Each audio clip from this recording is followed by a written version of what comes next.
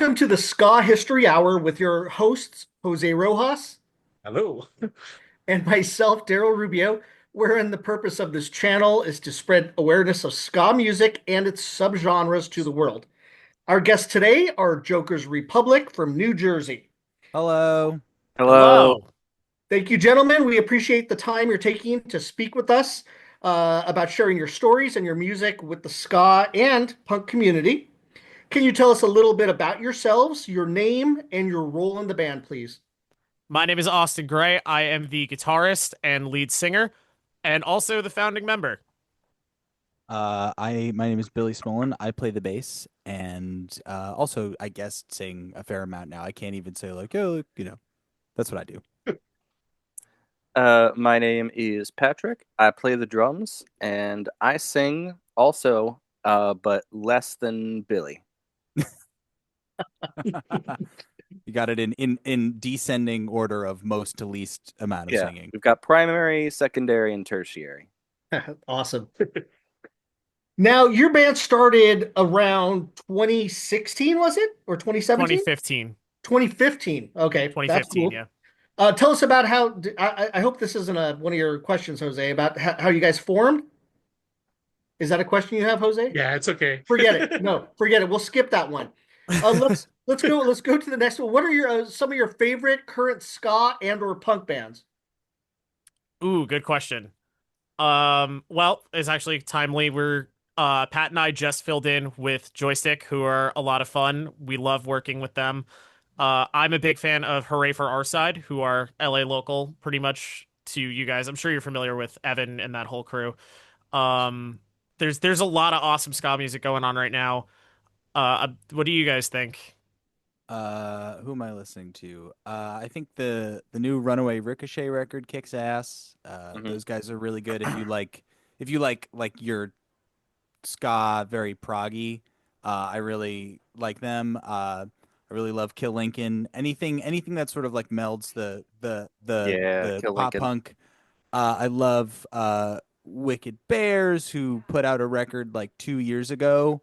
Uh, and Also lots of like other like punk stuff. And I've been really getting into hardcore lately, so things sort of in that Right realm. on. Yeah, let me think. Um, I mean, maybe kind of a cop out answer, but We Are the Union is a big one for me. Millington, if you're not familiar with Hmm. Millington, Mhm. uh, the pop punk ska union with for as far as I'm concerned, they've mastered that. It's like if Fall Out Boy had a horn section. Yeah. And I mean, I could dig into the punk stuff a lot more than the ska stuff, but I think one punk band that's on my mind all the time, if you're gonna look into any of them, is Pup.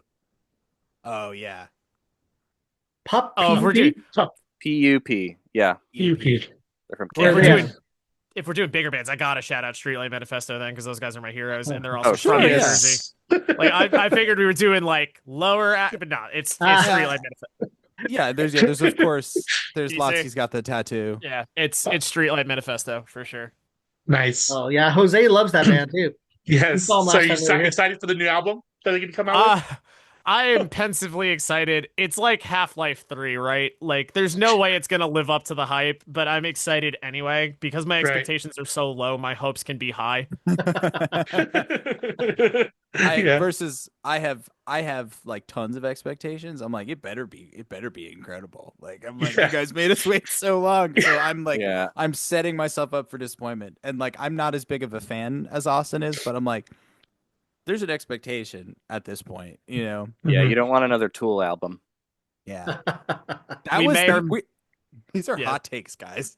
we may I or don't may think it not, is. by the time this comes out, be sitting on a Streetlight Manifesto cover that we are angling to get out before the new record, just in case it bombs.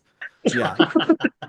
Just so we All can get right. in there while everybody still likes Streetlight. We we Gotcha. we we cover a couple of their tunes, and so that's kind of Yeah, but there very is one much that we are very much in our wheelhouse. yeah, there's one that we're Cool. notorious for covering that we do have recorded that will hopefully be out by the time this airs. Which is weed. Nice. So this is why you Oh, got to come so- in early so you see when that's all happening. Yeah, yeah. So my question is, how did Joker Republic come together, and where did the name come from? All So you, the Austin. the less interesting answer is the name. I wanted something that combines pop culture and politics. So at the time, Batman Arkham was like very popular, and there was something going on in China, which is like the People's Republic of. So it came from People's Republic of blank to Arkham Republic to Joker's Republic, and we Googled it, and there was nothing there. The original lineup for the band that was all formed out of School of Rock Montclair kids had a different name that we picked just to get on a gig. But that form didn't stick around very long. Eventually, I met Billy, who was teaching at the School of Rock that I was interning at. And Pat and Billy go way back through, I think, high school. Is middle school or high school? I always forget this. There's YouTube videos of us playing in like the age of probably like 13 together, so a long Oh time. wow! I've never And- met this man. Through all the ups and downs, we put out a record. We toured the West Coast and kind of just looked at each other and went, "Hey, there's something here. We should keep doing this." And that is pretty much how we got to the Joker's Republic that you know and love today. Nice. Awesome. Nice. So let's talk about your releases. You've got the Necessary Evil CD, Yes. right? Oh, I don't know where you are. Thank you for your purchase. Got that one. Falling Behind, which is, I believe, only on digital. Is that right? These days, yes. Yeah, I mean, I have them here, I think. There were I wanted to be special, and I thought CDs were a dying medium, so I made flash drives that had like all bonus Yeah. content on them. I still have them, but we kind of realized during that West Coast run, people do still buy CDs, if only to have a physical memento of the show that you Yep. can like sign and stuff like that. Mhm. and also like we kind of realized nobody knew what to do with the flash drive. You know, it was sort of like even though you could literally like plug it into your car and like, you know, like it would autoplay the music, like there was bonus content, like you got Yeah. like CD quality masters, there was all this stuff, but it was just sort of people are like, what is this? Why do I, you know, like the small ska band from New Jersey is not reinventing how people digest media, you know? We did the same thing for our original release, which was anti-social media. It was the same idea. It was all digital. We were trying to do something different. And if computers still had regular USB drives, I think you'd be seeing a lot more labels doing stuff like that. The compromise we found is if you take a look at the back of that CD or somewhere on there, you'll find a QR code that has all of the same content that would have gone on the flash drive, and you still get the physical. So, like, we You did that talking with our about vinyls too. inside this one or the other one? Yeah, see that code Yeah, right yeah. there? Yeah, you can, that code scan has that. all the bonus content. Oh, Hold on, let okay, me get cool. that screenshot real quick. No, yeah, because when I saw you guys for the first time in LA, I was really iffy about getting that flash drive. I said, "Oh, Yeah. let's buy some CDs instead." Yeah. But yeah, you touched on anti-social media as well. You guys also did the least of all thing. Yeah. Yes, we did. So I was able to get Gin and Tonic Take 5 That was a good take. and Necessary Evil Take 1 even. Oh, Yes. nice. Oh shit. Wow, that one probably sounds Oh terrible. no, not Oh, the no. first take. Oh no. Oh Wait. no. So you know the spiel with least of all, right? It's all live to tape. So Yeah, it's yeah. like it's a live track, and the thing is like if we got 5 orders of Necessary Evil, we had to do it 5 times, and you just Yeah. person one got one. Like there's one gin and tonic where there's just like a massive clunker of a note. Like we were all like, do we have to redo that? And they're like, well, you can either let it go or you got to buy the vinyl Yeah. to, Oh, no. to keep it off the You the street. also Keep it off the street. you So also hopefully don't that's get not to the use one I your own have. stuff. Yes, that's true. Like because it's a really small studio, and it's like they have like an 8-track interface. It's a very small studio, and like it's like one channel for guitar, one channel for bass, and it's like it's lathe cut. It's like direct to vinyl, so it's like very very direct, which is cool. But you get it. what you get is what you get. So you better have like eaten your Wheaties, you know. Yeah, I'm not even talking about that. because they put Yeah, an you don't get insert your- in there, and the insert says that it was made at the studio in Brooklyn, Yep. specifically for you, which is nice. Yep. No other copies or versions of this recording anywhere in the world. True. Then it talks about the lathe cut and the the grooves and all that Yeah. kind of thing. Yep. Also got your poster up here from Love it. Yep. there from when I saw you guys. And then I bought these from you guys at the merch table. I haven't even opened this one yet. Oh Like, my Oh, god. yeah, those are great. The That's a Jersey throwback. Cup. You guys are on that one. I think what is the ska? No. I put that together. Oh, That you is did? my baby. Yeah. So Okay. for a while, I was an admin for What Do You Know About Ska Punk, both the Facebook group and the main page, which has like 200 something, 300 something thousand followers. After a while, I kind of realized I wasn't doing too much, and I took myself off the page. But that was my baby. It was Yeah. one of the other founders is Kyle from the Upfucks, who's also from Jersey, and Kyle had the idea to do a Jersey comp. I'm like, yeah, this is awesome. We have like what 20 something active vans across both ska and reggae. Like, let's do it. Yeah. The play is obviously this is Boston, not LA, the old hardcore comp. But that was my baby when I was working with What Do You Know About Ska Punk, to just show off how awesome New Jersey is. Yeah. What year was that too? It must have been like Doesn't say. early COVID. Is it like 2019, 2020? I think Yeah. it was Yeah. I think it was in the works in 2019.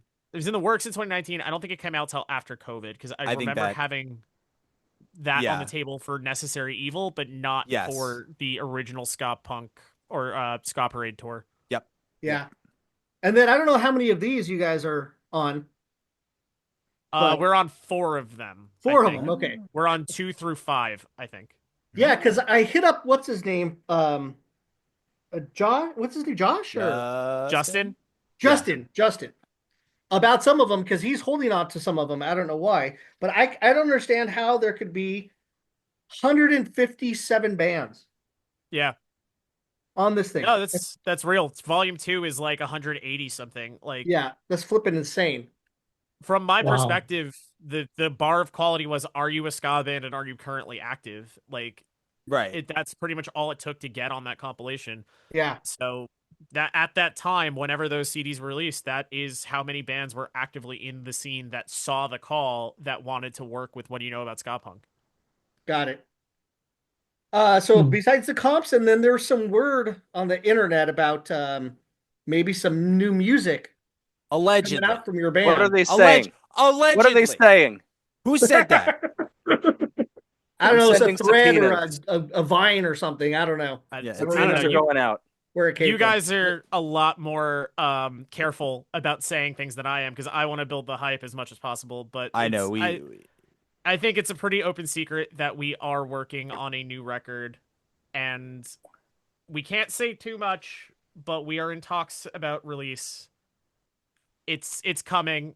You'll find out as soon as we're able to share something. that's what we can tell you, just because there's a lot of stuff that goes on behind the scenes, and the actual answer is part of the reason we've been very quiet in like the last part of last year and through this sort of like winter and spring is because we're doing a lot of behind the scenes stuff to make sure that that when allegedly we put out new music, potentially, who knows, Got to cover yourself.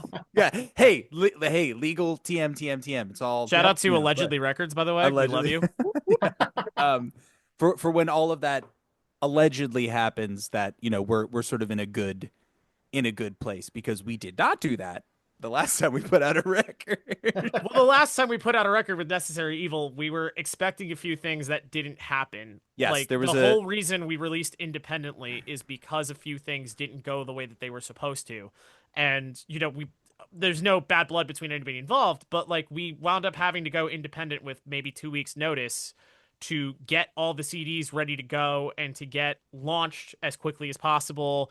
Gin and Tonic was a de facto single because it was the Yeah. best song on the record, but we probably should have done more promotion than that. The vinyl didn't Yeah. come till we met Chris a year later for Ska Punk yeah, International. we were like we were booking tour shows like as we were leaving for tour, and like we were like, this is perhaps a little too a little too close to the edge. But like Yep. if nothing else, it taught us a whole lot about what not to do. And it was still fun. We had a great time, but it was It's not like still- anything went bad. It all No, went very no. well. No. All things But- considered. It's Oh, just the phrase I like to use is behind the eight ball, and we were behind the eight ball a lot, and we're trying our best not to do that this time, so that when we say something's coming, it doesn't take a year and a half, 2 years to actually happen.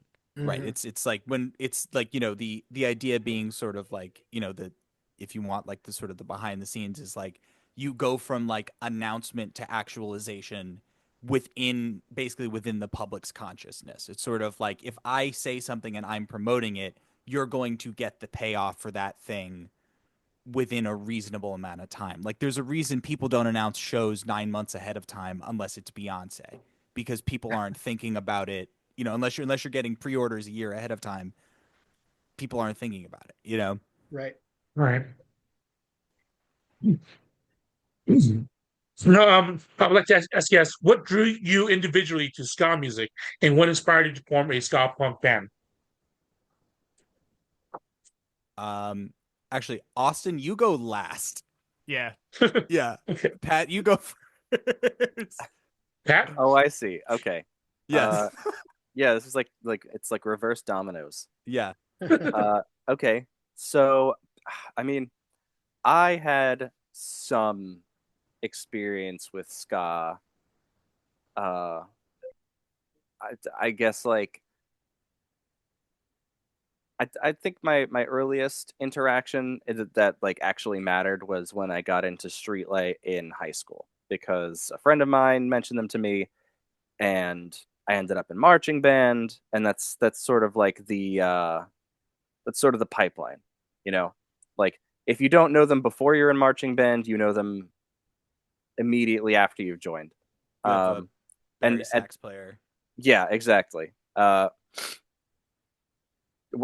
Despite the fact that Streetlight will not call themselves ska, but that's another conversation altogether. And it didn't get much deeper than that. My involvement in ska music didn't get too much deeper than that until 2017, when I graduated college with no prospects or future plans, and Billy calls me and he says, "Hey, like I know you're moving back into town. How would you like to be in a ska band?"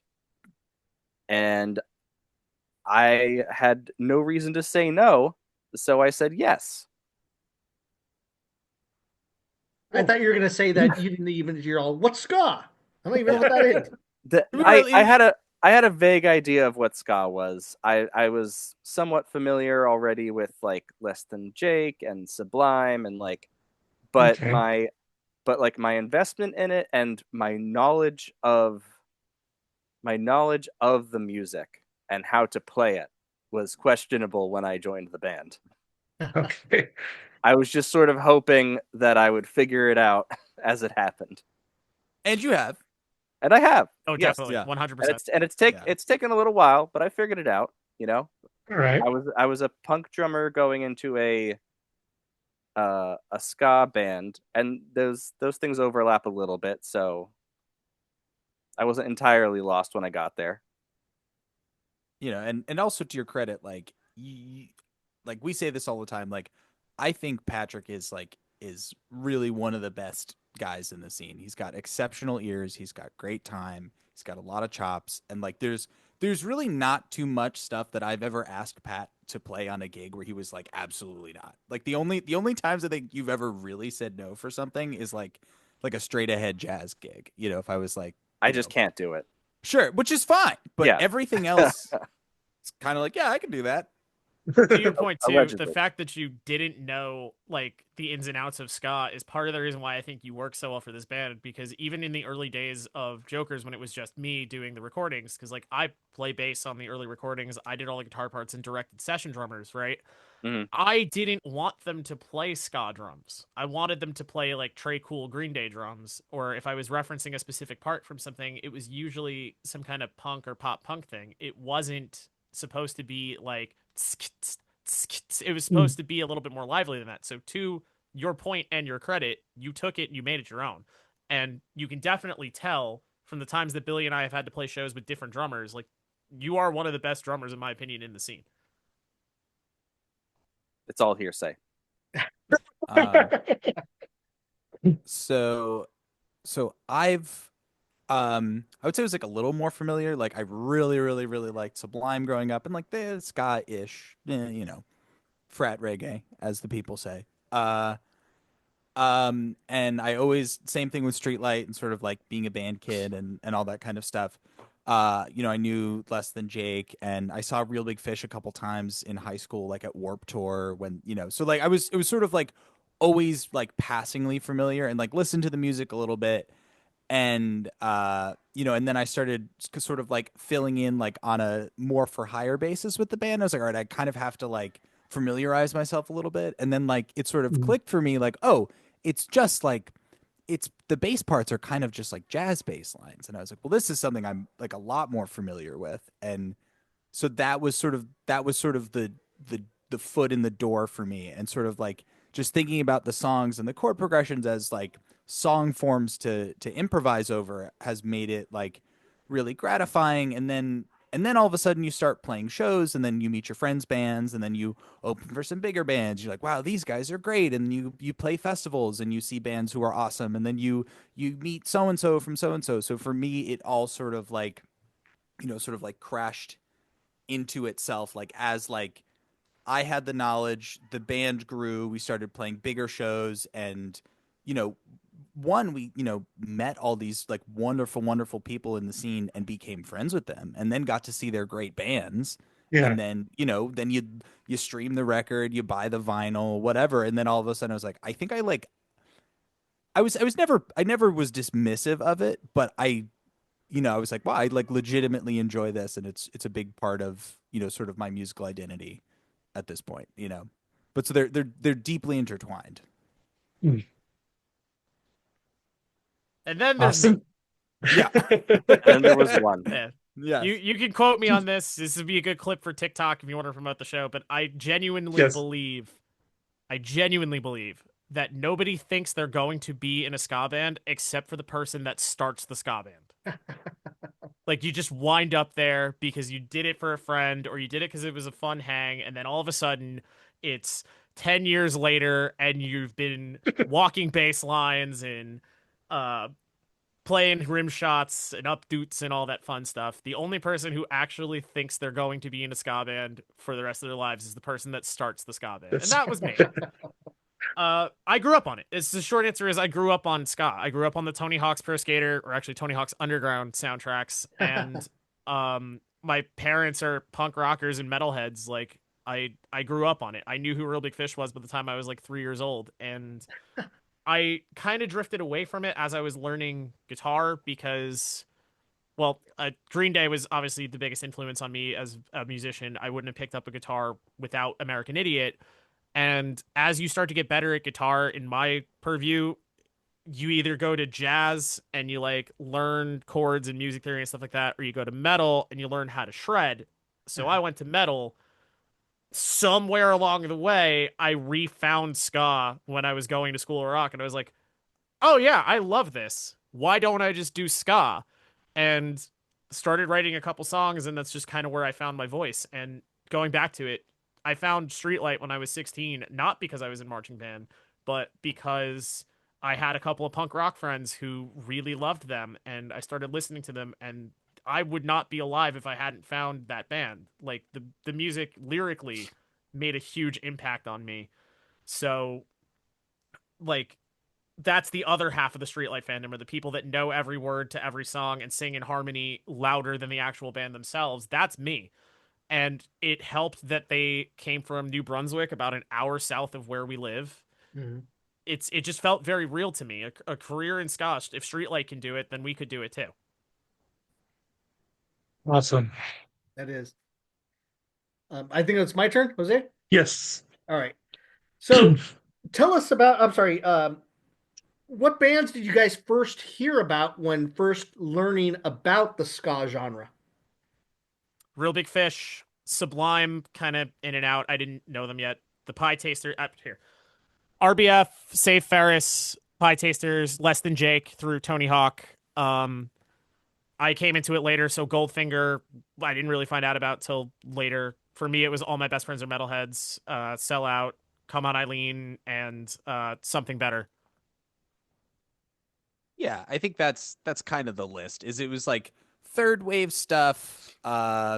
Maybe I don't know. Like my dad had like a couple like specials records, but I was like, this is light. I don't like that. You know, like at the time, I was like, that didn't do anything for me. But like, probably the first like ska band that I ever really listened to with any amount of intensity was Sublime. Just being like 8 or 9 and having it on some mix CDs. Mhm. I didn't know shit. There you go. I knew like one song by Less Than Jake. I knew like a bunch of stuff from Streetlight, a little bit of stuff from Sublime. I think at some point I was listening to like I don't remember how or why this happened, but at some point I was listening to like 311. Sure. It's not an era that I go back to really, but I can't emphasize enough how little I knew about this genre, like historically or musically, before I joined the band. Because after that, it was pretty much like a homework assignment, like an ongoing homework assignment of like understanding the music. At first, just understanding the music enough to play it, and then it sort of like found its way into my Soul. like my well, I mean, yes, but well, first it was like my playlists and the algorithm, but it has crept into my interests and my heart and my brain in ways that I truly can never remove. It's like a parasite. A good parasite. It's a parasite that makes you parasite. dance. I should also add on too, because he's going to watch this, on my father's playlist that I was listening to when I was a kid. We also had Two Tone. We had the English Beat and Madness and Nice. all those bands too. I didn't know it at the time. I was conscious of ska with third wave stuff, but as I started to learn more, I started to realize, oh, Too Nice to Talk To, that's ska. Or, things of the two tone nature that aren't necessarily explicitly ska. Like That's I I grew up around it. That's the seed. That's like the spore. Mine Nice. was when I first started. I got into ska in 1990. The first bands that I heard were Bim Skulla Bim, the Toasters, and the English Beat. Oh, we love the Those are the ones that Toasters. I gravitated towards. So I really love that. What about you, Jose? I like Real Big Fish, the Skeletons, and who else? Let's Go Bowling. All right. Ooh, underrated. Yeah. Yes. Underrated. Yes. Now you guys just played Auto Shrunken Head with We did. Bruntivit. How was Yes. that show? We saw them a couple months back with Stop the Presses out here, but Bruntivit killed it. How was that Yes. show with you They're guys? so Huge good. fans. Yeah. Yeah. They were awesome. Yeah. And then they Yeah. just played Croydon too, right? Or Yeah. Croydon? Yes. Okay, got it. They were there. That was the thing. It was sort of like, any time there's a festival around, you can guarantee that there will be a bunch of satellite shows in the 3 to 4 days in the surrounding states leading up to the festival. And this was Mhm. kind of Mhm. one of those, like, let's help these guys out. And so, and also, like, to anybody listening, a great way to see the bands if you can't make the festival or if it's sold out, check their calendar. They're probably playing either on the way there or on the way Mhm. back. Exactly. Especially You if know. they're out of state. For People sure. gotta tour. They gotta make money. That little bit in the gas tank before the festival makes a big difference sometimes. Yeah, it's like that can be because like usually you get a guarantee from the festival. You're gonna sell a decent amount of merch depending on the fest, and but like maybe two or three extra shows where you make a couple extra $100, like Mhm. that covers hotels, that covers all your gas and tolls. That can be the Yeah. difference between like in the black or the red. Right. Right. Just They like could be those. coming from they could be coming from 3 or more states away, and that's a lot of gas and a lot of hotels, and those add up real quick.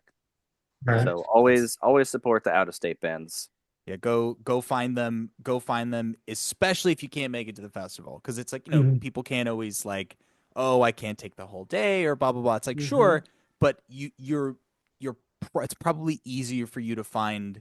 I mean, maybe who knows, maybe a couple hours with a little more flexibility because usually you have a couple more days. But that's always like anytime we're playing a festival, unless our personal schedules are really tight, we're building something around it for exactly Yes, that reason. Of course. Now, with that show at Otto Shrunken Head, is that the first time you guys have ever had a horn played with you guys? I No. saw the trombone, right? No, that's All no, right. it's not. I have opinions about this. Okay, let's hear it. Not about No. not about autos. That was great. Not Loved about it. autos and not about Skylar. Skylar is Oh, okay. Yeah, it awesome. was great. Skylar That just was, kind of did that. That was not and it was planned. awesome. Skylar's like, Hell yeah. oh, I know this song, and we love that. Okay. I We didn't know if it was are- planned or what. No. Totally impromptu. We started playing Real Big Fish, and Skylar's like, "Oh yeah, I know that one, and I like these guys." And we go way back when Skylar was still in Behind Deadline, so it's like we are super cool with that. And for the most part, we are cool with people jumping up and like taking the mic, or if they want to play horns or something. There is one time when I don't like that, and I'm gonna go on the record and saying it. We do that Streetlight song with 3 people, and that's the whole point. I Okay. don't like I'm sorry, but I don't like sharing that song because the whole point of it is that we broke down a 9-piece song into 3 parts. Got And it. like I love when people sing along. Grab my mic if you want to sing it, but like horn players, as we said, the marching band players always want to be a part of it, and it really like warms my heart, but like it kind of takes away from the thing that's special about that cover. Got it. Otherwise, open season. We Yeah. like yeah. Necessary Evil has a horn in it. Has the Yeah. part from Buddy from Less Than Jake. If you know it, hop up and do it. If you know like the Offspring cover that we do or My Own Worst Enemy, by all means. It's just that one song that I like keeping to us because I feel like Yeah. it's something that not a lot of other bands can really do, but we can. You know what I mean? Yeah. Yeah. It also from a less possessive and more musical standpoint. That wasn't a dig. I'm sorry. That wasn't. No, please. I'm not I am- taking. I'm not taking shots. I know I'm the only one that really feels that way, but like it's please, it's yeah. possessive. I know. Yeah. I'm aware of it. I'm sorry. In a more just like logistic standpoint, 99% of the time when this happens, it is impromptu, and that song has so many parts in it and so many solos and so many leads and melodies that like unless you have 4 horn players who know all of the parts and who like, oh, here's where the Barry sax is, here's where the trombone is, who's doing the trumpet, or is it saxophone solo in the original It's a song? sax solo. It's Yeah, a sax but that's solo, right. case in point. It's We change our parts. Like Billy's not Right. playing the actual bass part. He's playing like 2 of the horn parts and the bass part at the same time. And Right. Thomas's guitar part isn't super important, so I'm playing the trumpet and the tenor sax line for most of the song. Like, Yeah. we change our parts. It's then we have to like calculate and go, how do we stay out of other people's ways without practicing it? Yeah, and then all of a sudden, like there's probably some videos somewhere if you really dig, like on like old Facebooks of like somebody fumbling the bag on the solo or something because we didn't talk about it, and then we were like, ooh, that was actually not great. And then not only did it not sound good as a 3-piece, it also didn't sound good as a horn feature. So Yeah. so It's punk. It's awesome. It's punk as hell. It's and cool. It's any other song, we're down. Just that one or 2 now, but the one that We Will Fall is the one that it's like, yeah. It's a little bit possessive, but like the truth is like we do that a specific way and we want everybody to come out of it looking good, not us trying to fumble to relearn the actual song and an impromptu horn feature like Billy said that may not be the best light. Yeah, and like anytime someone comes up, we want them to have a great time too, and not feel like they're like, oh shit, what are these guys doing? They've changed all the Right. all the rules on this song. But so Mhm. that's the long and short of that. Gotcha. Now, how would you describe your sound to someone who's never heard you before? Schemo. Ugh. It's I just I'll be the say first to drop it. It's It's- just the haircut. I'm not emo. yeah, Our it's music is a just- little emo. it's just at its core it is Green Day with some strummy bits. It's I don't know. If you really that's the DNA that runs through all of it. It's sort of like 90s 2000s pop punk and ska, and that's like everything lives in that world at least a little bit. It's the easiest sort of like this is what you're gonna get. If you like any of that, you're probably gonna like it. That's about how I describe it to people who don't know what ska is. I usually say Yeah. it's Green Day plus Bob Marley, which is not 100% accurate, but most people get the point when you say it that way. Right. It's Okay. got it's got the dancey bits, it's got the heavy bits, and all the stuff in between, and everything else is set dressing. Ultimately, it's mostly those two things. Cool. Sarah? Have you guys ever been in any other band? And if so, what bands and what kind of style music? Billy and Pat were in a band before this. Yeah, but that was like our high school band. That's like Yeah. not really. That's I don't not know if really. high school era- I would actually specifically not like to talk about that, just because that's personal. There's nothing untoward. It's just like you're gonna be like, I wonder what Billy was like when he was 16. It's like, well, don't. No.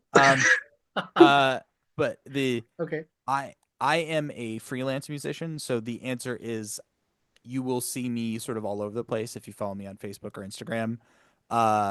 I fill in with other ska bands, which has actually been really cool. That was not something I was ever expecting to do, but like as like the word has kind of gotten out that like that's something that I do, and I think there's like we've talked about this as a band, like there's not a big the Venn diagram of like people who like know and like the music and also who can play the music authentically and then also have the time and energy to tour Mm. is like very small. There's not a lot of people, and not that I'm, God's gift or anything, but just that there's I don't know, there's maybe, I don't know, 5 or 6 bass players that I personally know who I could call and say like, "Hey, I need you to go on tour with Joker's Republic." Like I can't do a tour. I need you to do it. There's not a whole lot of people who would say yes. Mm.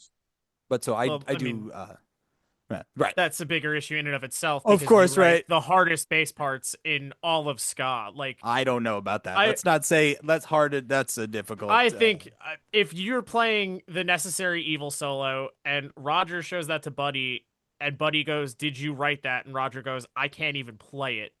that's also a lie. Roger is very modest, but I don't know, man. We've had situations Sure. before where we've also had to try to. This is where the kazoo set came out of. The Deep Joker's that's lore. true. Is when Billy can't make a show, Pat and I will do it as an acoustic 2-piece where Pat will play full kit with an electric kazoo. And that is Oh. entirely because it's really hard to find another bass player to play in Joker's Republic. But it's just kind of a digression and just interesting lore there. Well, sure. And to expand a little further, we've all filled in with other ska bands before. All 3 of us have filled in as Flip in the Combined Effort before. Oh yeah, Pat and I that was obviously fun.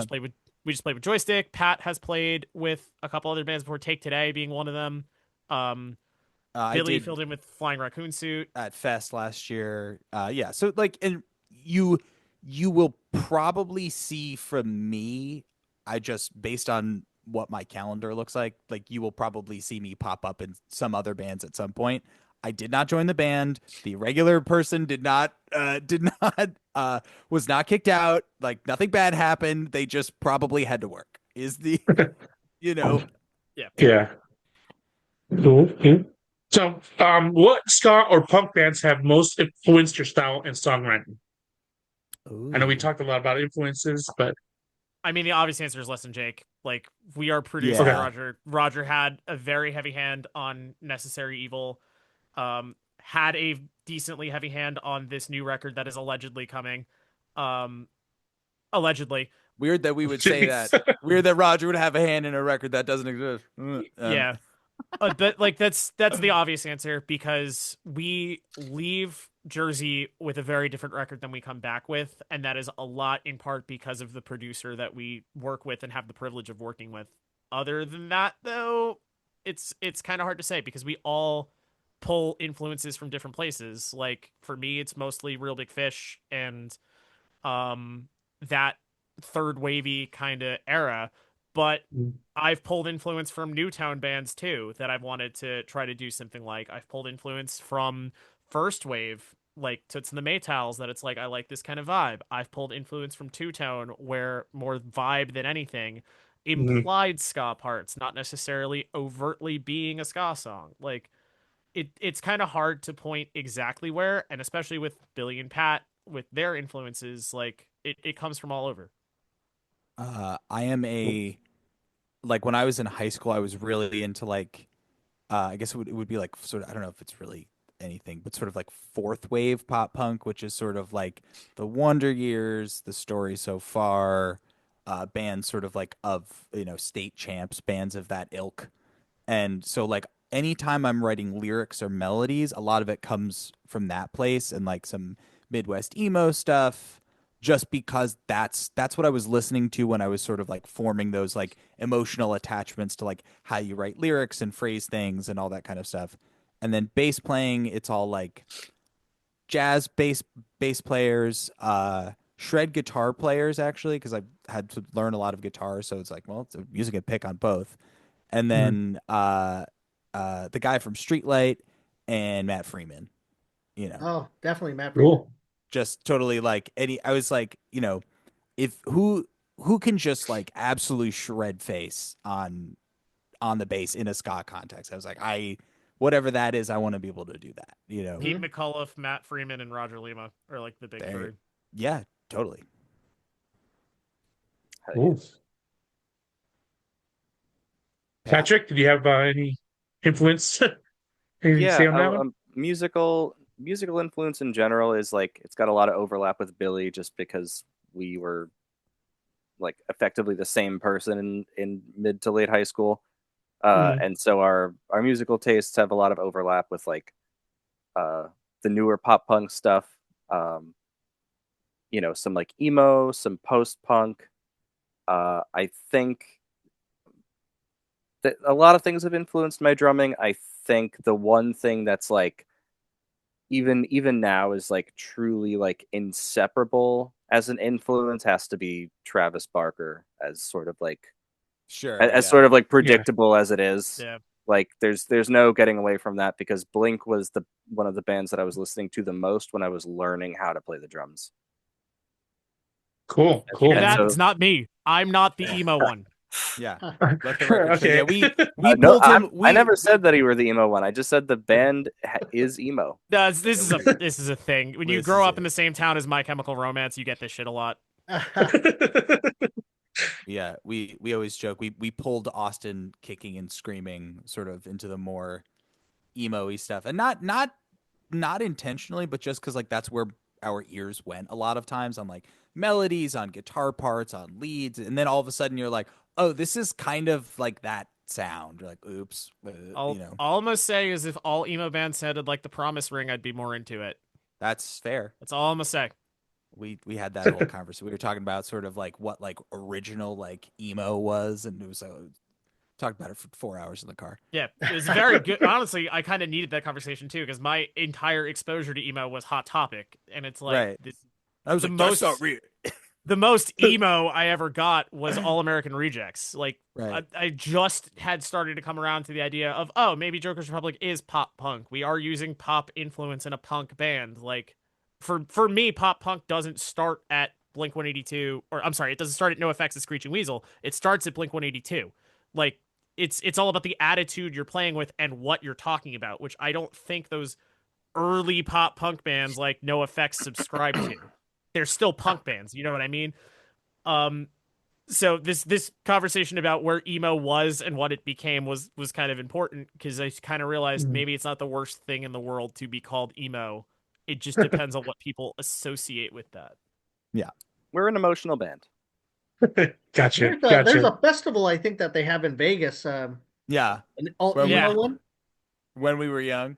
Is that's what it is? You That's what guys it's go called. to Well, that? that's no. Well, and Yeah. also that one is, I think, actually a, not that we're like, word police or elitists about genre or anything like that, but like if there were a festival that were a like an offender of using emo to mean like early 2000s to like 2010 hot topic core bands, it would in fact be When We Were Young festival. If there was something that was that, but that's cool. And I love all that shit. Like no, I will not be dismissing any. I decline to comment on the grounds that I both have tickets to Warp Tour and have been to South Summerfest. So Now, Uh, since we know that ska does not pay the bills, neither does punk. What are each of your occupations, if you care to share with us? sure, Oh, Billy, you want to go first since you already kind of sure, started sure. I am a professional musician. I teach a lot of private lessons on bass and guitar and double bass. I teach a lot of like group and band classes, and then usually like 3 to 5 days a week, I'm out gigging. Like I live right by New York City, so I do a lot of work in New York. I do a lot of musical theater in Pitts. I play jazz gigs. I music direct a wedding band. So and then of course play in the band. So it's music full time is the answer. cool. I work a crappy retail job as a front end manager for a major supermarket chain, and it does not pay the bills either, but I have a very supportive family who believes in what we're trying to do. So it keeps me in guitar strings and it makes sure I can hit the road, and that's about all I can really ask for. I recognize I'm kind of lucky in that aspect, but you have to use the advantages that you have to their fullest potential, and I definitely would not have made it as far as I have without the support of my family. So Awesome. Nice. I have a degree in poetry. Oh, nice. So Oh. results unclear. Right on. We'll go with TBD for now. Nice. Okay. Now, the new song, My Own Worst Enemy. Why did you guys decide to make a cover? And who did the artwork that looks like My Very Odd Parents? So speaking of family, the artwork, all Joker's artwork is done by my father, Ed Mulligan. Okay. He's at the Broken Art on Instagram. We covered it because it was a slam dunk, and at the time, no one else had done it. We were the first ones to record it. We were ready to go at Spotify, but we waited on it because we were trying to figure out what was allegedly happening with this alleged record, and we figured we allegedly might need some alleged content. By the time we put it out, we were beaten to the punch. Allegedly. Allegedly. No, that Alleged. actually did happen. I think Oh. Mr. Blank is the name of the band that beat us to the punch. But at the Yeah, I time, think we so. had first posted it on TikTok, and we weren't the first ones to cover the song. Certainly But there was not, no one else on Spotify at the time we had recorded it. So the Oh, idea okay. was to be the first ones to the punch in terms of a recorded covers. Jared didn't do it. Holophonics didn't do it. Which is, and if you can clear that bar, like you gotta, Yeah, if you want to cover any song, you have to check both of those. I YouTube. impose a rule with Jokers because I'm very picky about covers. One of them is I don't have any interest in doing a cover that's ABD. So at the time on Spotify, no one else had covered My Own Worst Enemy in a ska punk style. That was where that came out. And it's a slam dunk, right? Like that's a song that everybody from our generation, the generation before us, generation after us love. So it's like, it just made sense. Mhm. And Billy, you said that you guys got to check to see if Jer had done it or Yeah. Holophonics first because Yeah. they do all Always. the covers. The Yes. amount of times we've learned over the years to check before we start working on it, because there's a bunch of covers that we'd be at practice and just like we'd be jamming on it. We'd be like, that is a good idea. Oh, we should do. And then all of a sudden, and then there's a text in the band chat like Holophonics did it, Scott 2 Network did it, like Yep. and like love both of those acts for the things that they do, but it's sort of like they're also relatively popular, and like there's the likelihood is your audience has probably already heard a pretty decent cover of the song, and unless we can wholly reinvent something or like change it so drastically that it's like we're adding like we're adding something new to the conversation. It's sort of like, well, someone Mhm. else has already done a pretty good cover of this, and if Mhm. our goal was to do a pretty good cover of this, it's already happened. That's the Mhm. second rule. The second rule of Joker's covers is it has to be transformative. Like the only covers we really do straight have some kind of twist to them, like Streetlight being a 3-piece instead of 9, or My Own Worst Enemy being double time, even though it's pretty much a straight cover post that. Yeah, Um, that's probably the it's got to be most. NBD. It's got to be transformative, and it's got to be something that all of us are into, and not just something that one of us is like really passionate about. All three of us kind of have to buy into it and be like, yeah, this Yeah. is a good idea. Because we're gonna Mhm. play it a lot. Is the Right. Yeah, we're running into the same type of thing with the Goodwin Club and the whole Taylor Swift thing. Yep. Oh, Because yeah. Yup. Hey, Oh, wow. our Taylor Swift cover is about to die for the same reason. So let it be known, we were the first ones to do "You Belong with Me" as a ska song. I would also like the record to show it's fine. yeah, It's fine. The whole thing, I am speaking for the whole band. It's fine. yeah, It's fine. okay. It's It's fine. not fine. It's It's okay. fine. It's acceptable. But it does when we go to such lengths to make sure that we're not stepping on anybody's toes when we're doing covers, and I know no one else is doing the same thing, and I don't expect them to, but we do. It's fine. Yeah. It's okay. It's acceptable. But the whole point of being the first one to do it, like I don't have any interest in playing a cover that I can't own. Like when you think of Take on Me, it's Real Big Fish. When you think of Come On Eileen, it's Safe Ferris. You know what I mean? That's what I want for our covers. And for some of our covers, that is what it is. We're the only band to cover Separation of Church and Skate on Spotify. Not even the first ska cover. I think we're the only cover. hmm Like that's what I want to do with our covers because that's ownable. yeah. Mhm. Which gets increasingly more difficult, the more bands that, but that's fine. So, it means we work harder to find other ways around it. Yeah. There. So I had the opportunity to see your band play twice, once in LA and once at Jamie's house in Oh, hell Covina. yeah. Yeah, Which yeah. was- Bruno! Yeah. Oh, Bruno. That was really fun because all those other bands that came to play, like it was Hooray for Our Side came to play. Yeah. Who else was it that played with you guys? Stupid Flanders. Oh yeah, Stupid Flanders. Yes. That was And a there was- reunion show, I think. Yeah, I think there was two other ones that played too, and I just There can't was it was a bunch of the dudes from Hooray had another They had another project. band, I think. Oh my god, what is the name of this band? I liked I them don't so know. much too. They were good. Yeah, There was an opening band, it was a bunch of the dudes from Hooray. Then it was Stupid Sure. Flanders, then it was Hooray, and then it was us. God, Yeah, man, the there was time- another band, but that was fun. Just being with all the other bands, hanging out. It was Sure, cold as yeah. hell, but that was a cool show. Now, you guys have toured through the West Coast only once, is that right? Twice. Twice. Okay. Now, do you guys have any crazy tour stories to speak of? Anything wild or crazy happen on that tour? Can we? Which Okay, one? okay. Which No, one? you're right. Actually, you know what? Can we pick? Because we've told some of these before. Can we like brainstorm? Are there any good tour stories that we haven't already told on podcasts before? Because like Wait, this is not your first podcast? Oh, done- I'm just kidding. darn it. Cat's out Yeah, of we the We're bag. supposed to find out like this. Oh, ooh, sorry. Ooh, Daryl, sorry. That's right. We're not and- even a and real recording. band. Yeah. Oh, jeez. I don't know. Have we ever talked about like some of the? No, we can come craziness back on to that one if you guys want to Have think we- about stuff. Yeah, let's Yeah, yeah. brainstorm on that a little bit because we definitely have some crazy tour stories, but I don't remember exactly which ones we haven't told. Yeah. Okay. I mean, there's a couple that don't involve us directly. I'm thinking of Oklahoma specifically. That was Yeah. fun, but that's not really our story to tell. Yeah, there's and like like not touring is by and large relatively boring. We like it's fun, but like in the sense of like usually nothing crazy happens.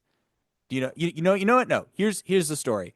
When we were I'm deciding because I don't think we've told this one. Okay.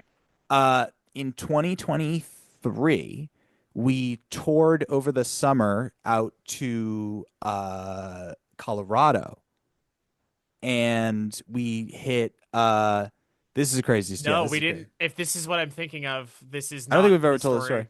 No, No, I don't think anything. and it's important too. Yeah, I think some people probably know it, but just if you know me personally, and we were having a great time. We saw a bunch of our friends. We played a bunch of gigs on the way down. It was great. We played this. It was the end of what was it? Punk Rock Saves Lives Fest. We were headlining the Punk Rock Saves Lives Fest either after party or the third day of it. Yeah, there was We also, an end day. yeah, we were just going to play. We weren't supposed to be headlining, but that's a separate story. Yeah. And we just, same thing. We built a little tour, little 2 weeks around that. We had taken my car, which by the way, was a 2014 Honda Civic. And with like a roof bag on it, and we just packed all of our crap and just got on the road, slept on our friends' couches and stuff. And we had a great week of shows. We were pulling up to the venue, and I pulled the car out to move it around, and another car came at like 60 miles an hour, ramped up over the back of my vehicle, crunched the entire back of the car, and then almost flipped over and lost a wheel coming down. Oh my gosh. And All three of us were in the car, by the way. all three of us Oh, were no. in the car. Everybody is outside looking at us, and just like horrendous car accident, like just in an instant. Wow. And I've talked to the boys about this.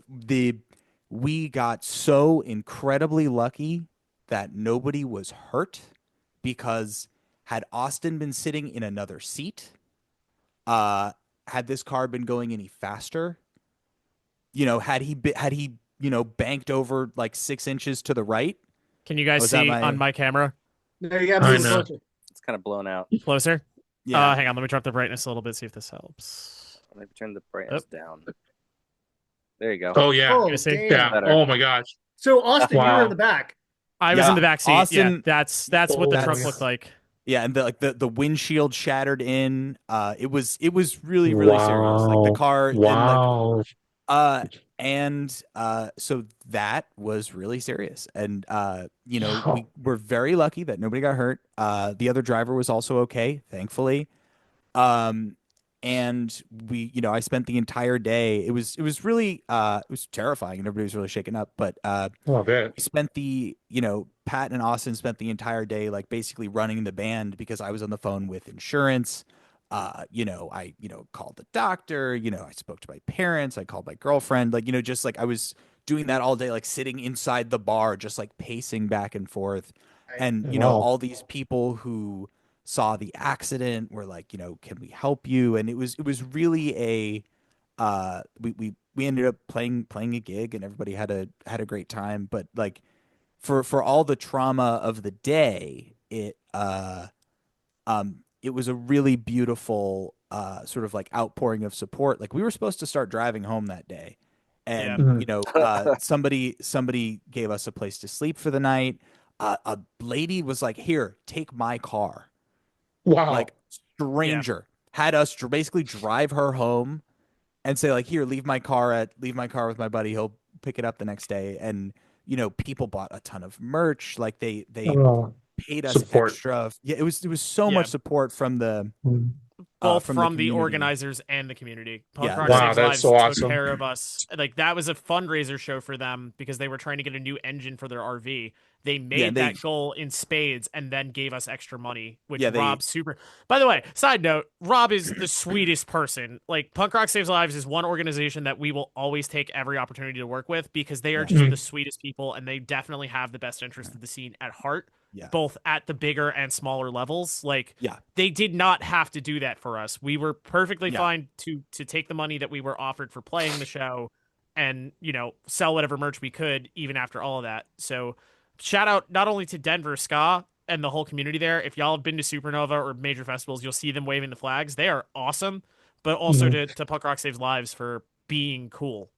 Yeah, it was Yeah. a real outpouring of support from the community, and it was still an absolutely like personally shitty situation. Like, I had to buy a new car, but it made it just a little bit better. And that's one of those things where when people talk about like punk rock and DIY ethics and like how it's a community, like that's what they mean is, Mhm. listen, I hope nothing bad bad happens to anybody else, but the likelihood is it will. And if you reach out, these people are exceptionally kind and generous and caring, and like, they'll help. Mhm. Amazing. Side note, Awesome. the one thing that sticks out to me about that story in particular, and Pat, I don't know if you remember this. Somebody went up to me and Pat while we were setting up the merch table, asking if we needed a place to crash, and Pat goes, "No thanks, we already did that." Oh, I remember. Damn, This I is probably remember. the funniest thing I think I've ever heard you That's say. so good. That's funny. That's funny. If I had heard Yeah. that at the time, I would have burst into tears. That was right after like the crash happened. 5 seconds later, I got out of the car, walked up to Rob rushing, and went, "Hell of a way to make an entrance, huh?" And then Pat did that. I'm like, why do I even try to be funny? Pat's just naturally funny. And I'm like everyone. I was like everyone died. This is like seconds from death, and these two are like,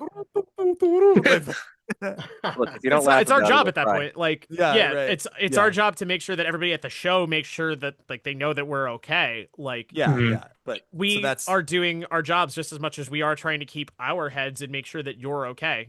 But like, Yeah. that's just the Yeah. natural thing to do at that point. And our Yeah. guitars, amazingly in the trunk, the guitars Yeah. and bass both stayed in tune, undamaged. shout out Oh, shout out to wow. mono Yeah. cases. Yeah, our instruments were in the trunk, and like Austin and I like had our like it's like, like we both kind of have instruments that we like signature instruments that Yeah. like they're our favorite instruments. We always play them, and Well, yeah, both but of them like survived Dante's on- like $500, maybe 1,000 with the work I put into it. Your bass is like expensive. Like, yeah, it's They so actually they survived. they Wow. survived just fine. So survived that is and in tune, like not yes, even yes, out of tune. I pulled it out, Wow. just pulled it out to play it, strummed an E chord, perfect tuning. yeah. Shout out Wow. to Honda for having exceptional crash protection as well. Like, Yeah. but so that's the crazy tour story is That is great. Wow, that is a crazy one. Yeah. Yeah. Yeah. Now it looks like you guys love Christmas. Coming out with like 4 Christmas songs starting from 2020, right? So this is and then- one of your podcast finish your brethren. questions. yeah. Yes. And then the recent one, the Carol of the Bells, that has a wicked rendition, right? And then you worked with Bex from Joystick, Christmas at 22. Can you talk about those Christmas songs? Why the Christmas songs and working with Yeah. Bex? This is your podcast brethren on the Upbeat. Every year Yeah, on they the Upbeat. do Yes. their Christmas compilations. A rose such a clatter. Yes. Yes. Yeah. Yes. 2020 and 2021. That's right. Yeah. We were there for the first one that was actually the NPCs as well. Though I think that was just me. I think you guys had not Yeah, recorded on that one. We had not. Yeah. But yeah, But, we like- did the. There we go. Aside from the origins of A Rose Such a Clatter, which in and of itself is kind of a story, but we wanted to be a part of something that we saw as a big community moment. You know, holiday music is what it is, but there's a lot of underrated pop punk and ska holiday music that we felt like we could do some kind of addition to. So working with Bex is, I mean, we love Bex. Bex is from Jersey, even though Joystick's from New Orleans. We've known Bex since our probably first ska show as Joker's Yeah. Republic. Like, And like is a good personal friend. Side note, Yeah. it's their birthday today. it is their Oh, birthday at day of happy recording. birthday. I texted them. And yeah, so like it was like, natural, like call your friends. Call your friends. Now you guys have Nice. an upcoming show in Pennsylvania with the Boy Detective. Sure do. Yes, we do. Is that just a one-off show? You guys just driving out there just for that, or little Yes, mini tour? that is. Philly's not too far from us. Like, the thing about being in a touring band is anything under 3 hours is a short drive. Okay. So that's not too far for us. Right now, New Jersey's kind of in a place where we have bands, but we don't necessarily have rooms. So if you're looking to play these like local ska shows, you kind of have to look at either New York City or Philly.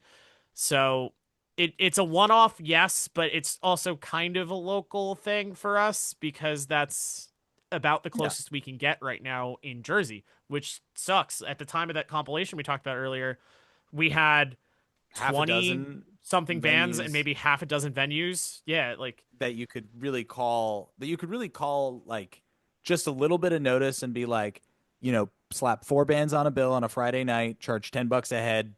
The club would take, a small cut, or maybe they would just do bar sales or whatever, and like the touring bands would make a decent amount of money. Like, that most of those venues closed because the economics of it don't really work anymore. It's either it it was pandemic. subsidized or yeah, you're right. COVID just like It wiped was all that pandemic stuff. because Yeah. like if you weren't doing covers, you weren't making money because the bar crowd only wants covers and the original Oh. music crowd just didn't see the point in going out to shows like that, especially, safety regulations in New Jersey were pretty high, but they weren't Yep.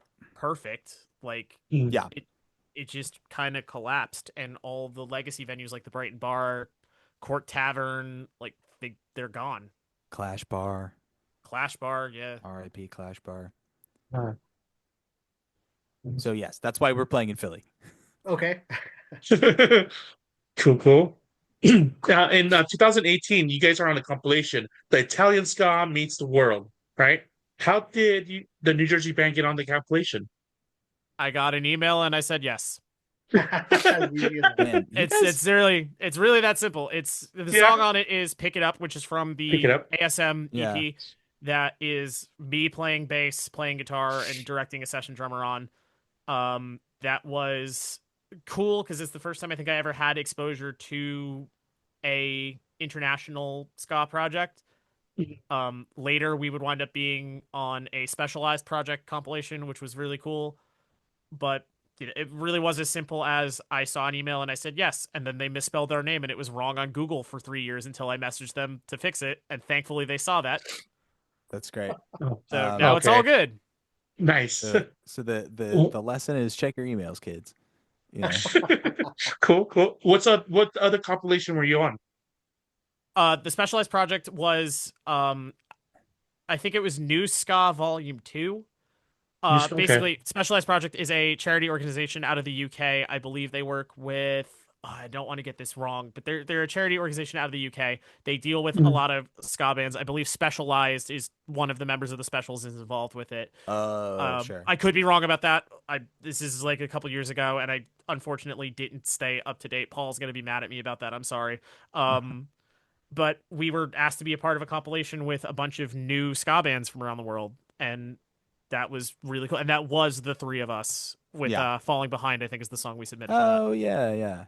And then we'll sort of do compilations like intermittently as we sort of see fit based on like where we are, what we're doing, if we have anything to release, if we have anything to promote, it's like, as it comes. We had some Cool. cover compilations too, Yeah, that have totally. some deep cut covers on them. Yeah, that there's we some never- there's some rippers on there that if you really want to do like deep research, you can find. Yeah, Yeah. that we were also first to the punch on, like Give It All by Rise Against. Yeah. It's in short, it's something we do when we have a cool idea or the cause is right or we Yeah. have something to promote. Cool, cool. Yeah, with that whole Specialized thing, they have a new it's called Femme something. It's a female Cool. female fronted bands that they're putting out next.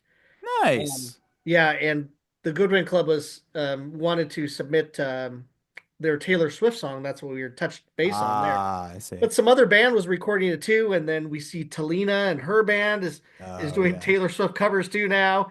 It's just blown And- up now. And Listen- we Yeah. love Andy.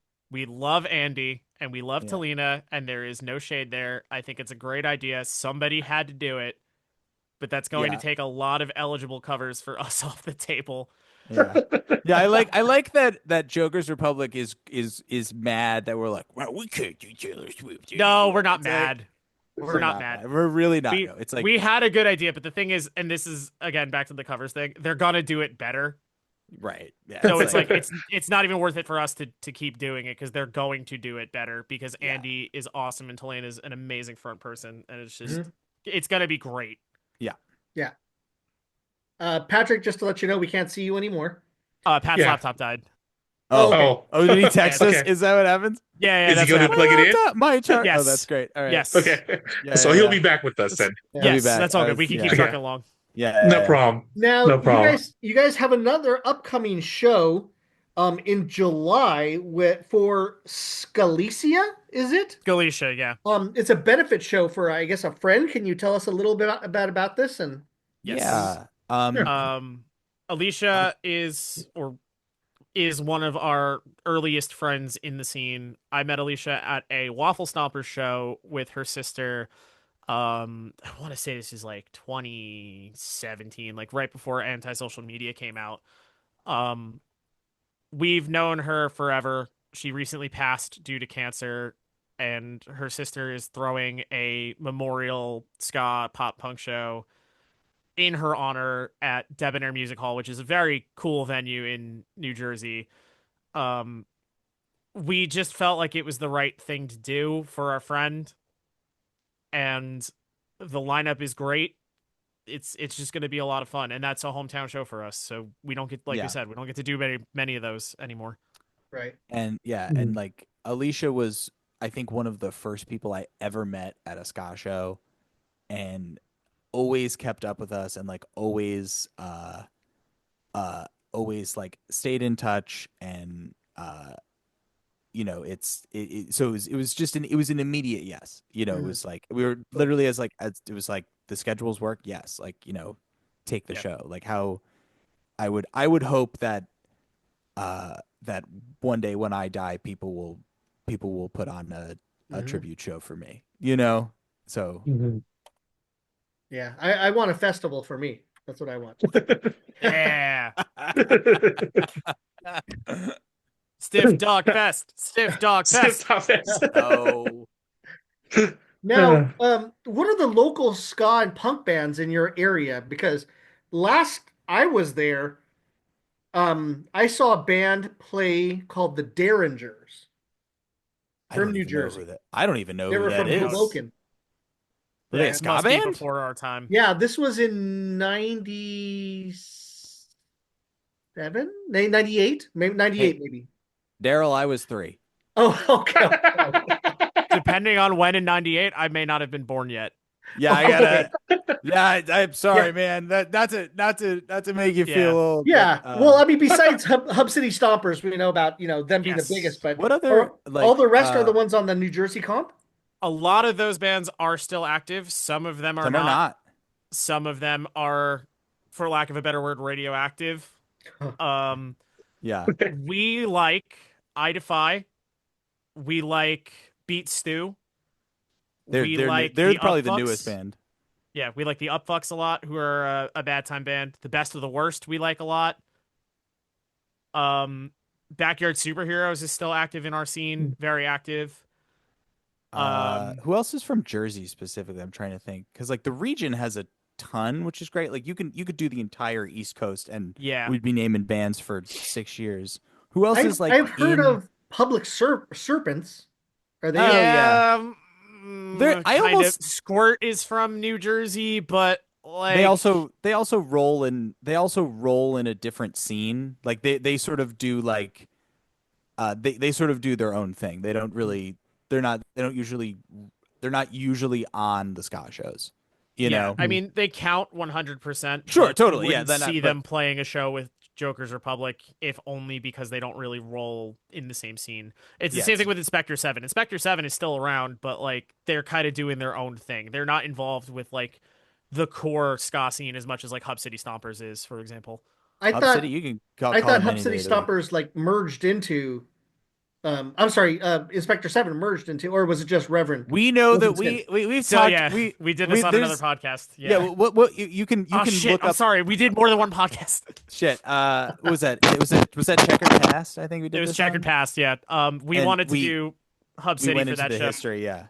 Yeah. And so we talked to a couple of the original members and sort of like how that all shakes out. And if you want the answer, Look at that. TLDR, Hub City formed out of I-7. I-7 came back in 2013. Something happened. Now they're two separate acts. Giuseppe is doing I-7, and then Rev and pretty much everybody else is Hub City. Got it. Oh, King Django is also from our area as well, who, Yes. speaking of I-7, is playing in Oh, I-7. yeah. There you go. King Django, Stubborn All Stars, I think technically counts as New Jersey. Stubborn Records is a Jersey label. So that's Yeah. yeah. Totally. It's a, Yeah, and then, of I course, think next month we have Hub City Stompers on here. nice. They're great. Yeah. Yeah, they're really good. I think I have almost everything that they have too. Those guys are awesome. And Yeah, and they were the awesome on Cordone And Fest, Jenny. man. Yeah. Yeah. Oh, Also yeah, we saw very- him a couple of years when I saw you last, Austin, at Supernova a couple of years back. Yes. That's when then Hub City Stompers I think played that show. Yes, Mhm. and then at Croydon a couple days ago, Oh, that's right. Okay. they Yeah. played on Sunday. Yeah. Yeah, Yeah. They did. also That was an awesome very, show. very good, very old friends of ours. Yeah. Travis or Rev has been around for a long time for us in terms of Mhm. like directing us in which ways to go with New Jersey. So like we are stoked to be hanging with them on a fairly regular basis. Cool, man. We mentioned Catch 22, by the way. Catch 22 is back. They're like, Yeah, doing they're stuff very now. they're very back. yeah, They're playing that Pioneer Fest, right? The Yeah. roller stuff. Yeah. they're doing a bunch. They're also playing Supernova with Jeff Davidson. And I think which they're is playing cool. and I think they're announced. I think I saw it on the flyer. Aren't they? Are they playing Fest? Is that true or am I lying? Are I they? can look this up. I think I might be lying. I'm going to look this up. Don't I cut got this it. out. I got the flyer on my thing. I got it. And so I don't want to get anybody's Yes. hopes up. No, I you're okay, I absolutely did see it right. on the Catch flyers. Right. 22. Okay, yeah. Okay. So there you go. New Jersey bands. Yeah. Cool. Now, I'd like to talk about the song on the album Necessary Evil. Talk to Me. Can you explain what that song is about? Ooh. Yes. Sorry, Meg, who is sitting right here watching. Talk to Me is about having communication issues in a relationship. In short, it was a period of time where I had just started a relationship with my current girlfriend, and we were, into it for a while, a couple months in, but we were still kind of feeling out the dynamic. And, I am a relatively intense person. I know that, and Megan is not. So we took a little while for us to kind of figure out how to communicate with each other. And ultimately what it came down to was, literally the chorus. I can't read your mind. And when you don't talk to me, I'm worried about you. So I was just trying to I'm really bad at talking sometimes, as evidenced by this podcast. You're doing great. It's a lot. No whoopsies. I'm getting a little combative at some points that I don't actually mean to get combative, but I'm This better is very passionate. I'm better at forming words when I have time to think about them to melody. Like when I really need to say something to somebody, or I have to process emotions or something like that. Like that's honestly Joker's Republic for me is, as much as it is my art, it's therapy, because I write songs to deal with shit that happens to me. And that's part of the reason why I feel like a lot of people relate to the music. Like I've had people come up to me before and say my music has saved their lives. And that is the whole reason I do this. Like it's not about the money or the fame or anything like that. It's because I feel like I'm making an impact on people, and the real experiences that I've had can help somebody through dark times like Streetlight did for me. So it's a very real moment in a relationship of trying to figure out how to communicate with somebody who's not necessarily, all in or not all in. See, this is what I'm talking about. Who's trying to figure out how to communicate with you because they're coming from a position where talking and arguing is a bad thing. Okay. So you guys are in a few years in already in the relationship, but Yes. but 4 you can't years? read her mind yet. I still cannot read her mind. What's that about? Megan is looking at me saying 4 years and 9 months because she's still counting because she's an angel. Yeah. So my Nice. girlfriend and I are going on 5 years, and we Hey, congratulations. kind of can read each other's minds. It's weird. I don't know what it is, and that I just thought that I put that out there. It's pretty funny. Sure. But no, there's can- definitely having to talk Yeah. and communicate. Yeah, communication is very key for difficult. sure. Yeah. Yeah. We're on the same wavelength for most things. It's not exactly like we can finish each other's sandwiches, but I But, know you're like- going to Wawa. Yeah. I'm making a reference to a movie I've never seen. So, um, You've never seen Frozen? I've never seen Frozen. No, It's pretty good. It's worth watching. And I have been to it's just a Wawa flex before. at this point. It's like people who Yeah. haven't seen Squid Game yet. Like this is my flex. I've never seen Frozen. That's funny. I haven't seen The Godfather, so Oh wow! Oh, that's a good one. Where this is Yeah. a That's a must see. yeah. But yeah, we're on the same wavelength for the most part to answer the question. But like it does come down to like there are moments where shutting down is not the answer. And I've had to learn from, like I said, being, have the argument, have the fight. It'll be over tomorrow. Everything is going to be fine, but get it out now. That's the background that I come from. And that's not necessarily how everybody else works. Mhm. So, trying to take a gentler approach like that, it was easier for me to vocalize as a song than it was to vocalize and just try to talk through it. Yep. Well, it's a cool song, man. Good message, Thank Yeah. you. Yeah. Now, any plans to play any festivals this year? Allegedly. Nothing. Allegedly, there will be some announcements for things happening later in the year. Allegedly, Allegedly. is That's- because that's- there's that stuff is very. If you get an email saying you are on something, in the bottom of that email, it gives you an exact date that you can announce the things that you can and cannot announce. So Okay. if we were I- theoretically on something, you would know when it's announced. By the time this comes out, allegedly something should be announced. We shall Okay. see. Okay. Cool. But Cool. that's about all we can say. Into 2026, we're definitely going to be looking to tour pretty heavy for this alleged record. So we will be You'll- looking to pick up some more stuff. You'll in the be- new you'll year. be- This you'll be- year we can't really talk about. Yeah, you'll be seeing us. We're not going anywhere. Is the long and short of that question. For you All right, guys, we cool. do have tentative, not solid yet, but want to do this in the new year West Coast plans. So we will be Yes, trying to make our way there back is out. intent. There is intention. There's Yeah, intention. That's what I'll tell you. That we are not hanging up the hat, and everywhere that we've been and everywhere we have not been is definitely being talked about. Yeah. all that kind of stuff.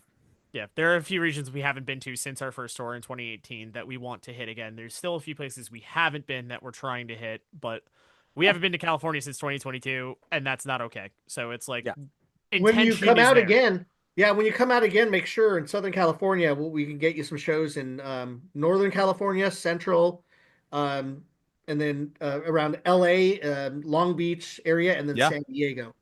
Right Well, on. Yes. don't worry. We will bother you. Yeah, for sure. Nice. yeah, you will not be able to get rid of us. Now these compilations you guys are on, they were pretty much a big deal. Like when I was at Disca in the '90s, to hear about new bands and stuff like that. Now this was before the internet, but now that we have the internet, now do you guys feel that you guys have gained more exposure from being on some of these compilations? That's you know what? Objectively, yes, Yes. but we don't feel it. Yeah. and here's- Objectively, yes. We've had people come up to us and say, and Here's- I'll let yeah. Billy finish. And here I think is the reason why. Because as this band was starting, and sort of like getting its big boy pants on and like really doing,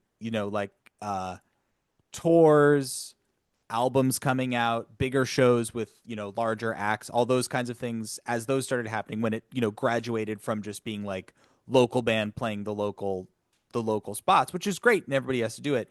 That was also when streaming was really starting to make its rise for the way people consumed media. It was like anti-social media came out in 2018, 17. 2017. I got Spotify in 2017. It's like it was right around that time. So like people were still doing compilations and stuff like that, but the sort of the streaming world starts to kind of make its way up, and then it becomes about playlisting, and then it becomes about Facebook and Instagram engagement and making TikToks, and like so the industry has changed pretty drastically in the last 10 years, and all the bands now who are doing it, anybody who's been around longer than I would say like 2018 or 2019 saw it happen. Sort of like saw the change from like physical media that you own to digital media that you stream. So Mm. that I think kind of dilutes I feel like it kind of dilutes the impact that you get from compilations. So anytime someone says like, "Oh, I found you guys on insert comp," I'm like super excited about it because that means they bought a CD from someone or like found a playlist of the compilation or bought it on Bandcamp and they're like, "This band was great. I should go see them." So it's always a special treat. Yeah, I'm Yeah, a I mean, total like, physical media guy, so digital is Right. just kind of weird for me. Sure. I like both. I'd have to burn the digital onto a CD to listen to Right. it. yeah, Yeah. I mean, like, the whole internet is a compilation at this point. That's really Right. the honest truth. Like, True. you should see some of the playlist names that we're on because we have Spotify artists and we can see the name of the playlists that we're on, and some of them are like normal, some of them are really cool, and then some of them are just flat out weird in the Yeah. best way. Not trying to Yeah. shame anybody, but like when the whole internet is a compilation, our whole thing is we do compilations because our friends are doing them or because the cause is good. Like, we don't put so much weight on who's going to hear it so much as what the compilation stands for. I think Yeah, that's the bigger reason why we do them. Yeah, it's the intent, like obviously it's always great when you get free promo and you get a push, but also like I don't know, we try not to conceptualize everything from a purely business point of view. See. Now, real quick again about this is not for Dome Fest. I saw you, Austin, go into the crowd with your guitar. Now, is that like a normal thing? And do you ever have any accidents when you're in the pit with the guitar playing? Yes, Yes. that is a normal thing. And Yes, yes. Okay. accidents have happened. Yeah.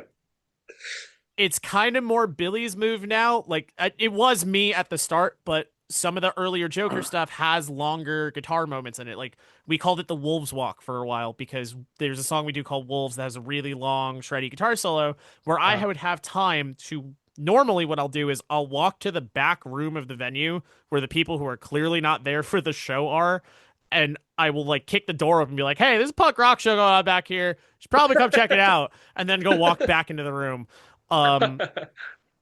But like, yeah, no, we've done a bunch of stuff with coming off stage. I think that ska shows should be 3D shows, and I think it's just become a part of our thing. Billy's usually the one who goes into the crowd for Jokers because Right. I'm stuck up at the mic for 80% of it. Yeah. But Okay. Joystick, I don't have to sing, so you I can get to No. have a little bit of fun. And Yeah. Croydon, there was an accident because I got stuck in the pit Yep. because I Yep. realized halfway through when the song got faster, I'm like, oh, if I try to shove my way through a bunch of people right now, like the top of my guitar is sharp. I don't want to like cut anybody. So Yeah. it's like I made a call to just kind of stand in the middle of the pit and finish out the song so that I could watch where I was going on the way back. But like it happens and it's part of the show and most people are cool about it. But You just You know. keep an eye. Yeah. Billy's a lot better at it because now Billy has more practice with it than I I- do. But I rotate upward. If you see me do it, I've angled myself so I don't whack somebody in the head. So Nice. Yeah. Cool.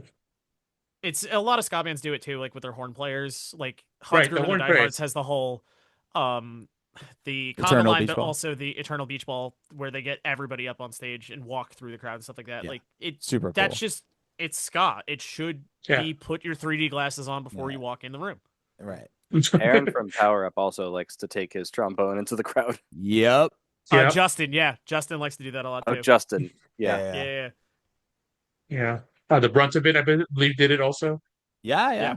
If you have a wireless, you should use it. That's my Yes. logic. Yeah. If you're not trapped on the stage by cables or the microphone is cable, I don't see any reason why you wouldn't be in the crowd because that's the best place to be during a ska show. Oh yeah, and then the crowd loves it. They're like, Yeah. oh, it's wonderful vibes. We got to figure out wireless drums. No one's figured out wireless drums, my dude. No one knows you'd how be to the do The that. first. closest you can get is drum set on a platform. Yeah, the Yeah. closest And, I've our- seen is Our budget doesn't cover that. a now canceled band putting out drums into the middle of the pit for the last song, and then the bass player would stand on top and sing the last part. Oh. Yeah, Anyway. So now's the time of the part of the show where we like to show our T-shirts. See what you guys got, what you guys are wearing, what you're representing. Oh. Oh, We Street got light. Streetlight. right there. Yes. So Patrick's I got to is, talk a little bit so it comes over. Patrick's is plain. You got a plain shirt there. Yeah, this is just a gray tank top. Nice. I have a Teenage Halloween shirt who is from New Oh, I love Jersey. Teenage Halloween. Teenage Halloween. Oh, that's Okay. They're cool. I Oh, saw hold on. them. I have a tank top. Hold on. There's one in the basement actually. You can get it. That's great. He's gonna quick set change. I mean, Yeah. what we're Jose, what do you got on there? I got Propaganda? propaganda. Propaganda. Oh man, Hell ska sucks. I love Propaganda so much. Yeah, I saw them a few years back. Yeah, I saw them too. Yeah, No, not a few years. 15, 20 years ago, I think it was. no, I saw them when they It was came in out Orange here a couple County years. somewhere. Yeah. Yeah. I'll show you guys mine if you want to see it. Yeah. Let's see it. I've What got do you got? this ratty thing. Ah, Oh, very nice. oh. So hell fun yeah. fact about that shirt. Oh yeah, That yeah, specific shirt was an emergency order because we were supposed to have the Necessary Evil shirts for that tour, and something got screwed up. So we had to emergency order that shirt. Yep. Yeah, so because you guys didn't have the one that I wanted up there or something like that. Yep. And you guys We were like in the middle of like trying to get we had to get merch like FedExed out. We to us. ran It out was- of shirts. We had to get merch FedEx to us, but they Oh. messed up something with the Necessary Evil shirts. Yeah. So that what you are wearing is a one of one because we only ever did one print of those because it was an Alright. emergency. Yeah. If you Nice. have that shirt, that's That really is a like deep rare. cut That's Joker rarefied shirt, air. yeah. very nice. Patrick, I mean, what Patrick, did you? what you got there? What is it? Oh, yeah. That's I great. think I wanted that one. That was the one I think We I were- wanted. There was you one go. that I wanted that you guys didn't have.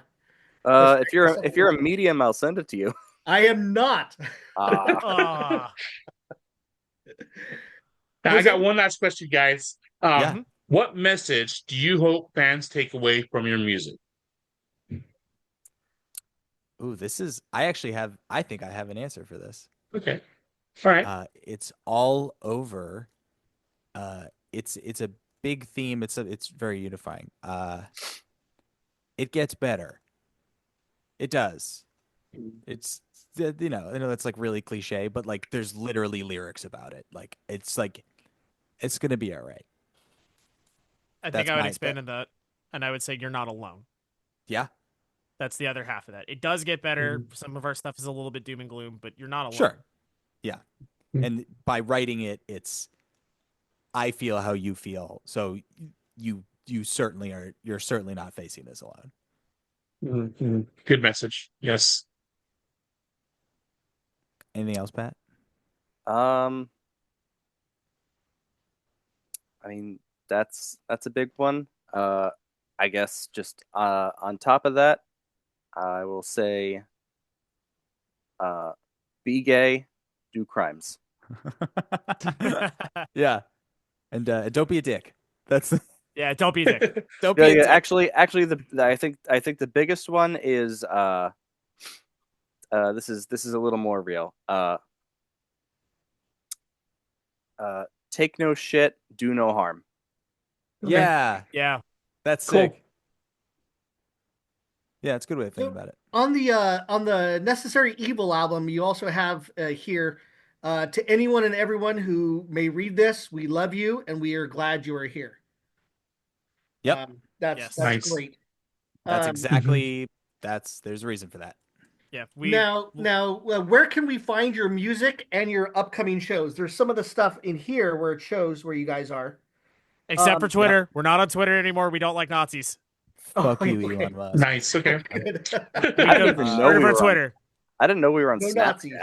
Who's Yeah. So Snapchat? tell us about it. excuse We talk about Spotify, Yeah, SoundCloud. What? Technically, yeah. Spotify, SoundCloud, Apple Music, TikTok. Less Well, SoundCloud. Bandcamp? I I don't guess know that's what the true, last we do. update with those. Yeah. We're on Facebook, it, but- Instagram, Bandcamp if you want like to go like direct Blue Facebook, Sky. Instagram. Blue Sky. Blue Yes. You guys have a link tree? Yeah, if you go to jokersrepublic.com/follow, everything should come up, including Spotify, Apple Music. All of our current socials should be there. Perfect. And that's where Great, we excellent. learn about all the shows and stuff too, right? Coming up. Yep, shows are great. Yeah, I would say Instagram, Instagram's probably the Instagram, best. Facebook, TikTok. are probably the best places that you will see like up to date shows. But Yeah, like Instagram, I Instagram. think Instagram gets Instagram, updated yeah. the most. We're regularly. very active on Instagram. TikTok doesn't like show flyers. TikTok just wants me to That's- cover yeah. songs. That's true. You'll get content on TikTok, but if you want to know what we're actually doing, Instagram is the easiest. Perfect. Which cross posts to Facebook. So Well, yeah, exactly. Now, what does the future hold for Joker's Republic? nothing. Not a new album. Allegedly. Nothing. Can't even Allegedly. talk about it. I'm Allegedly. selling feet pics. Yeah. This There's band no, doesn't make money. there's I- no new music. There's no new shows. You won't hear literally anything at all from us in the coming months, even a little bit. Yeah, Okay. I mean, look, there's a new record coming, right? We know, Ah, we know, you know, we know that there's a new record no. coming. Well, I don't know. So we will have details as soon as we are allowed to share them. There's a new record coming. There are some big announcements coming in terms of shows and touring. And you'll see. You'll see. But it's all Perfect. you know what? Here's what I'll say. It's all good. We're really stoked about it. We're working really, really, really hard. And there's a reason we haven't been doing a whole ton in the last couple months, and that's because we're building up to a lot of cool new things now, and we're really excited about it. Cool. Awesome. Now, any last word for your fans and our viewers out there? Fucking ska, am I right? Yeah. Yeah. No, is it a do no harm, take no shit? That's great. Do no harm, take no shit. Yeah. All right.